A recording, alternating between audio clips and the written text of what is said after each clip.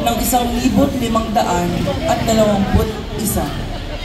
Sa tahimik na baybayin ng Cebu, naganap ang isang seremonyang nagdala ng pagbabago, hindi lamang sa dalawang pusong nagmamahalan, kundi sa buong pamayanan. Ang pagtanggap ni Raha Humabon at Reyna Juana ng bagong pananampalataya ay naging isang mahalagang yugto sa pag-uugnay ng mga sinaunang Pilipino at ng dayuhang pananampalataya na dala ng mga Kastila. Sa ilalim ng pangunguna ni Ferdinand Magellan at ng ekspedisyon nito, isinagawa ang pagdiriwang ng banal na misa kasabay ang pagbibinyag sa Kristyanismo. Isang bagong pananampalatayang ipinakilala sa lupain ito. Si Raha Humabon, ang pinuno ng Cebu, ay may malasakit sa kapakanan ng kanyang bayan. Sa kabila ng pagiging makapangyarihan, ang kanyang puso ay punong-puno ng malasakit at pag-ibig. At ang kanyang kasamahan sa buhay, si Reyna Juana, ay hindi lamang isang asawa, kundi isang katuwang sa pag-aalaga at pagpapalago ng kanilang kaharian.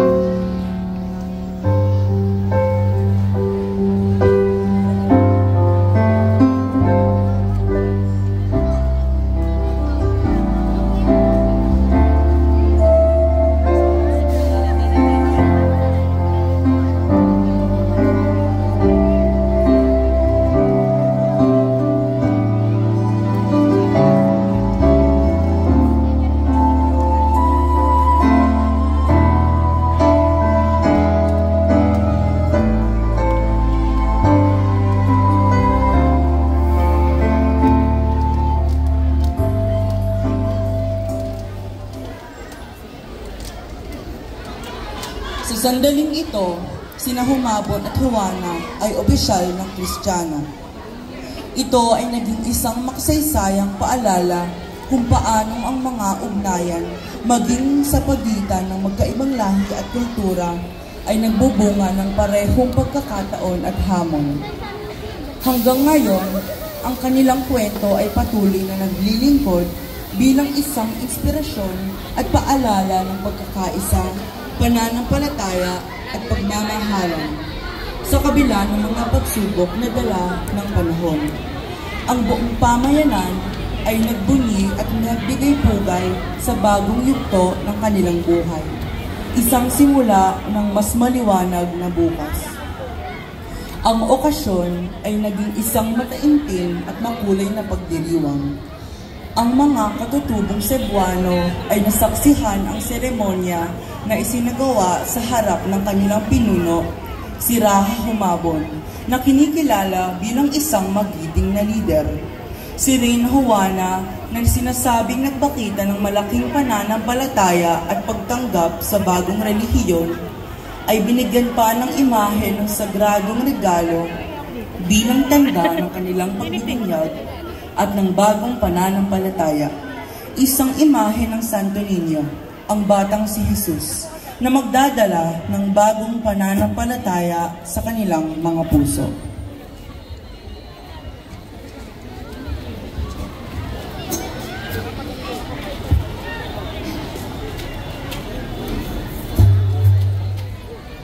Sa pamamagitan ng pagtanggap sa Santo Niño, ang Cebu ay nagsilbing ilaw ng Kristyanismo sa bansa.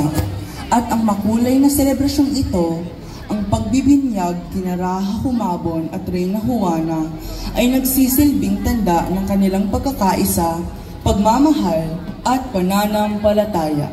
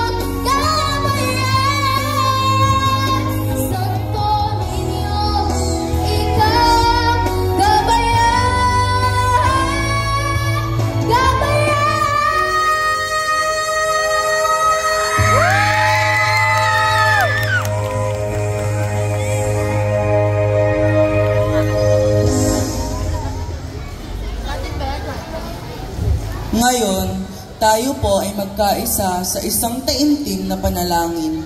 Naway ang ating pananampalataya at pag-ibig ay patuloy na magliwanag, tulad ng Santo Niño.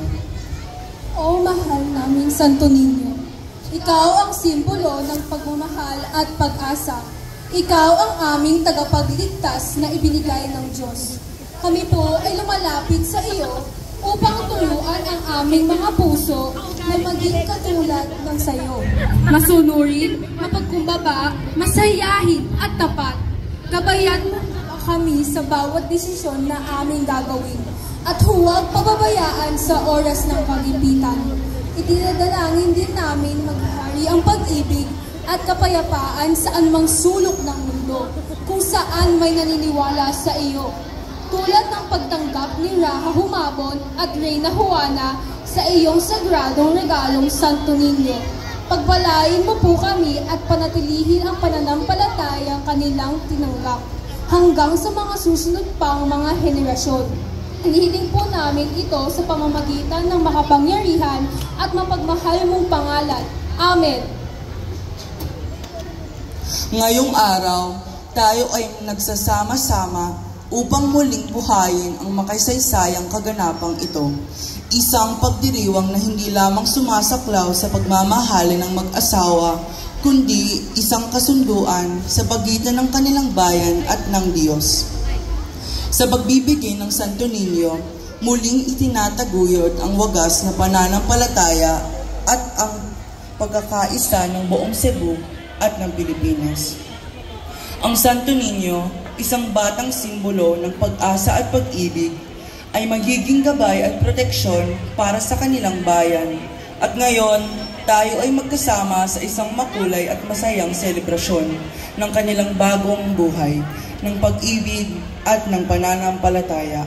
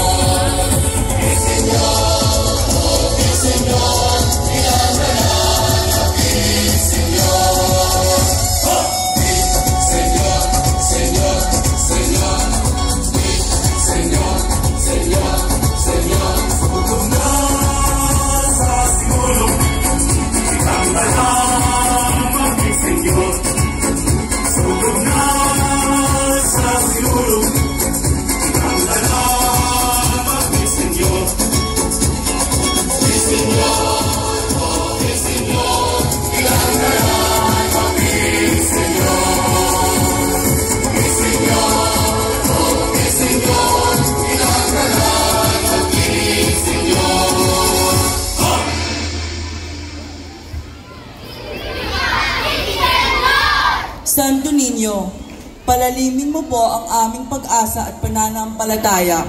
Santo Niño, pagbalain mo po ang lahat ng mga bata, sa ngalan ng Ama, ng Anak, at ng Espiritu Santo. Amen.